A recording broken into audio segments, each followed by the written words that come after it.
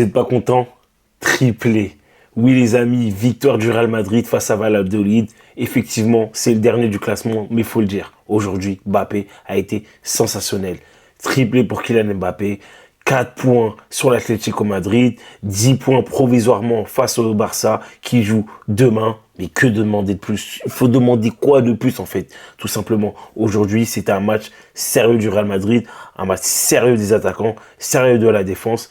Vraiment, c'était magnifique. Mbappé, Rodrigo, Bellingham, Valverde, Asensio, Rudiger, Ceballos, magnifique. Mais que demander de plus, les amis? Que demander de plus?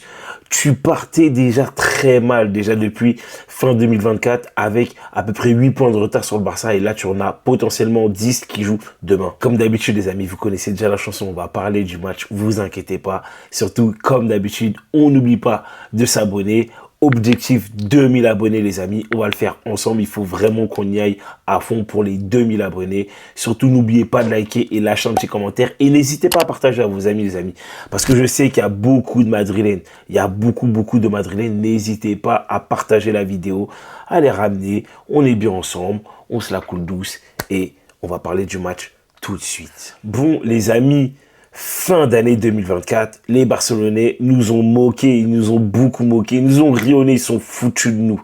Mais là, c'est à nous de se moquer d'eux. On est à 10 points provisoirement du Barça. Ça fait plaisir. Mais le pire dans tout ça, ce qui fait encore plus plaisir, c'est quand tu vois une prestation XXL de toute l'équipe. Toute l'équipe, de la défense jusqu'à l'attaque. Déjà, défensivement, on a fait le boulot, on a été sérieux. En plus de ça, avec des joueurs qui ont été replacés, remaniés un peu là où on n'attendait pas du tout les choses. À l'image d'un Tchouaméni qui a repris le poste des défenseurs centrales, qui ensuite, par la suite, est passé en 6. Mais Tchouaméni, défenseur central, il a fait le boulot. Asensio, arrière droit, franchement, les amis, j'aurais jamais pensé ça. Et oui, il a fait un match sérieux. Franchement, il n'y a rien à dire. Fran Garcia qui a fait le boulot, vous connaissez déjà, des montées et des descentes, il a fait la locomotive. Comme d'habitude, Thibaut Courtois qui a été impérial, qui a été sérieux. Et le milieu de terrain, magnifique. Valverde, Ceballos aujourd'hui qui a touché énormément de ballons. Énormément de ballons. Il y avait une stat qui était tombée, je sais plus, il avait à peu près touché, je crois, 118 ballons. Et je crois qu'il avait à peu près 98% de passes réussites ou des trucs comme ça. Mais franchement, c'est exceptionnel. Dani Ceballos, aujourd'hui, a pris le rôle, je mets des guillemets, de Toni Kroos. Pourquoi je mets des guillemets? Parce qu'on sait très bien qu'il n'est pas capable d'effectuer ce que Toni Kroos effectuait. Mais par contre, dans le registre qu'il essaye d'avoir, c'est-à-dire le rôle de, comment dire, de meneur d'homme, c'est-à-dire celui qui va gérer le tempo du jeu, c'est-à-dire qu'il faut l'accélérer, orienter le jeu et autres. Franchement, il le fait très bien, il le fait extrêmement bien. Et là, ça fait beaucoup de fois qu'on le voit sur le terrain titulaire. Et ça fait plaisir. On voit que le coach lui fait confiance. Mais parce qu'on va pas se mentir, je pense que, et je trouve même, c'est qu'en fait, depuis qu'il est revenu en forme, je trouve qu'il a vraiment pris du galon et il a un impact dans le jeu même du Real Madrid. Je pense que par la suite, il faudra quand même mettre à ses côtés un Tchouaméni ou un Camavinga. Mais je trouve que vraiment, là, il a pris le lead au milieu de terrain, c'est-à-dire le meneur d'homme, c'est-à-dire le meneur de rythme, plutôt. Carrément, c'est la meilleure phrase. C'est lui qui gère bien le rythme du jeu. Et franchement, moi, ça me fait plaisir. À l'image d'un Valverde aussi, à côté de lui, qui, je trouve, n'a pas démérité. Il a fait le boulot, il a fait ce qu'il avait à faire. Pareil pour un Jude Bellingham. Et Bellingham, franchement, je le répète encore une fois, il va falloir qu'on se penche sur ce cas-là. Ce gars-là, c'est tout faire. Il sait vraiment tout faire. Il m'a encore impressionné à l'image du 1-2 qu'il exécute avec Kylian Mbappé. Franchement, c'est magnifique. C'est magnifique. Jude Bellingham, je crois, est à 10 passes décisives et à 8 buts, je crois. 8 buts ou 6, 7 buts. Allez, grand max 8 buts. Franchement, c'est incroyable. C'est incroyable. Alors, certes, il n'a pas le même stade qu'il avait l'année dernière, mais Jude Bellingham fait extrêmement bien son taf. Après, comme je le répète encore une fois, le seul petit bémol, c'est qu'effectivement, sur les phases offensives, il monte assez haut. Et après, du coup, quand on se fait contre-attaquer, forcément, il y a un...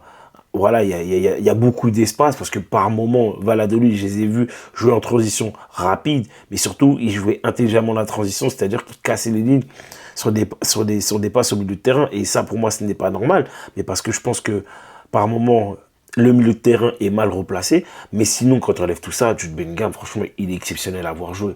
Il est exceptionnel. Franchement, la relation qu'il a avec Kylian Mbappé et Rodrigo, franchement, ça fait plaisir. Parce que oui, effectivement, Vinicius aujourd'hui n'a pas été là parce qu'il est suspendu, mais tu vois que quand même, il y a une osmose, il y a quelque chose qui se construit. Et c'est là où, en fait, je suis assez impressionné de ce mec-là. Pourquoi? Parce que je me dis, si à ses côtés, il avait un coach avec une idée de jeu très clair et net, et surtout un jeu léché un peu à la Xabi Alonso, à la Pep Guardiola ou à la Jürgen Klopp, dans un registre différent, ou même un Tourelle, franchement, je pense que Jude Bellingham, il pourrait faire encore plus de massacres au milieu de terrain, et franchement, moi, il m'impressionne, et chapeau bas pour lui. Maintenant, Rodrigo, pareil, aussi, à ses côtés, a fait un très bon match. Franchement, il a été vraiment dans tous les bons coups, dans toutes les bonnes phases de jeu.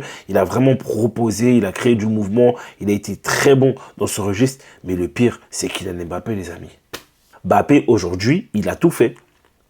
Il a tout fait. Il met 2 buts exceptionnels sur des phases de jeu vraiment magnifiques. Et le pire de tout ça, c'est que c'est lui qui est à la base de toutes ces actions-là. C'est lui qui est à la base et il finit derrière. Mais pourquoi? Parce qu'en fait, les phases de jeu qui sont travaillées avec Bellingham et voire même Rodrigo sont bien exécutées. Et ça fait plaisir en fait de voir Bellingham comme ça. Et moi, je pense que oui, effectivement, Mbappé est de retour. Il faut le dire clairement, il est de retour. Alors, peut-être pas au niveau qu'il avait en 2022 au PSG, mais je veux dire, quand je dis qu'il est de retour, c'est-à-dire que oui, il est de retour, il a les jambes, tu sens que le gars est heureux, tu sens que c'est simple, c'est facile maintenant pour lui de jouer, franchement, il survole sur le terrain, tout ce qu'il fait, il le fait bien, tu sens qu'il a moins de difficultés à jouer en une touche de balle, tu le sens relâché, tu le sens pas stressé, tu le sens pas pensif ou autre, tu sens vraiment qu'il est concentré sur son football, et ça fait plaisir, et c'est ce qu'on attendait de lui.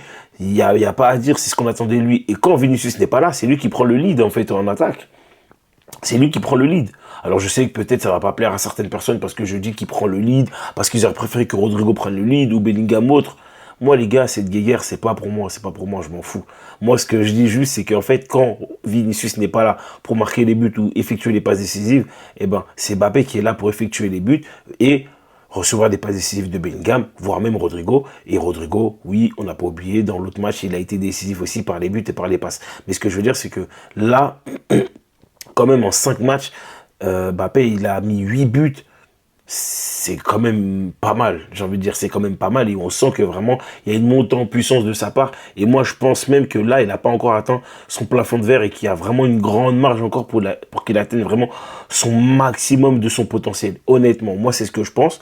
Donc voilà, moi globalement, de ce que j'ai vu de cette équipe-là du Real, c'est que vraiment, elle a été sérieuse, elle a pris vraiment le match sérieusement, même si c'était les derniers, parce qu'il fallait gagner, il fallait grappiller des points pour prendre de la distance face au Barça, voire l'Atlético, et ça a été fait correctement. Donc voilà les amis, pour ce débrief-là, n'oubliez pas, la semaine prochaine, on se tient au jus parce qu'il y a le dernier match de la Ligue des Champions face à Brest. Il faut absolument la victoire, peu importe la manière, il faut absolument la victoire. Et comme d'habitude, on se tient au jus. N'hésitez pas à vous abonner, n'hésitez pas à laisser un petit commentaire pour que je sache ce que vous pensez du débrief. Partagez, comme d'habitude, et on se tient pour la prochaine. Sur ce, ciao les fumiers.